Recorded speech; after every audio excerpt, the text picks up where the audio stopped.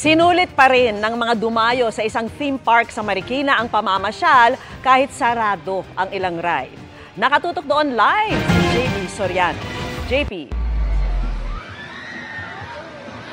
Vicky, mga kapuso, gloomy pa rin ang weather dito sa Marikina City pero hindi na marahil yung feelings ng mga taga Marikina na kanina pa nag-aantay na makasakay ng rides na hindi naman matuloy-tuloy dahil nga umuulan pero buong maghapon nga po ay naging masaya ang kanilang pag-celebrate sa Christmas 2024.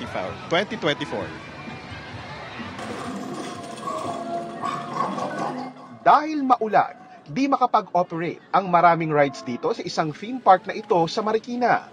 Pasko pa naman, kaya maraming gustong mamasyal. Dismayado ang mga kabataang excited mag-Ferris wheel, hangover, at iba pang nakakalulang rides.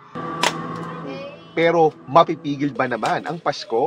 Pwede naman anilang maglaro na lang sa ilang booth. O magtakutan sa isang viral horror attraction.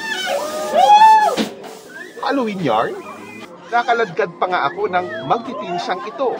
Taga dito po talaga kami sa Marikina and every Pasko po dito po talaga kami pumupunta para mag-banding.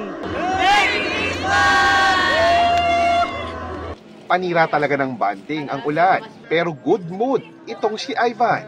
Umabot kasi ng 800 pesos ang kanyang napamaskuhan kina Ninong at Nina. Pero sadyang good boy itong si Ivan dahil ang mga napamaskuhan niya, binigay ko po kay mama. Yung 500, kinuha ko po yung 300. oh, wait naman. So yung 300 mo, ano gagawin mo? Pinangkain po namin kaganina po ng burger. Ay, tas nag-ice cream pa po ako. Generous din ang ibang bata sa Marikina, tulad ni Sian na pinamili pa ng damit ang kanyang ating si Mika sa Tiangge. Ba't ikaw nagbayad? Mga ate, po, kung wala. bibili na kayo, Libre.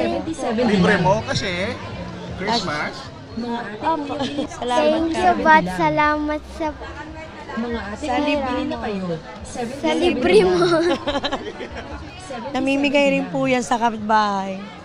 Yung mga napamaskuhan nila, bibigay nila. Ang ibang di nakapag-rides, nag-food trip na lang. Merry Christmas! Habang gumigimik ang mga kabataan, ang mga magulang nakamasid sa status ng Marikina River na bahagyang tumaas ang level dahil sa ulan. Ilang beses din itong umapaw ngayong taon dahil sa sunod-sunod na bagyo.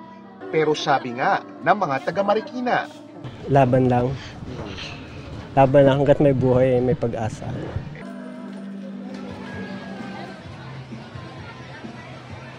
Naku, Vicky, mga kapuso, parang walang pasok bukas kasi tuloy-tuloy lang yung pagdating ng mga taga Marikina dito. Kanina pa nagsisigawan yung mga nasa likod natin dahil yung rides dyan talaga namang nakakahilo. At bukas nga ito hanggang alauna ng madaling araw, pero pag marami pa raw taong dumating, bukas pa ito hanggang 2 a.m. At yan muna ang latest. Merry Christmas sa iyo, Vicky, at mga kapuso. Maraming salamat at Merry Christmas sa iyo, JP Soriano.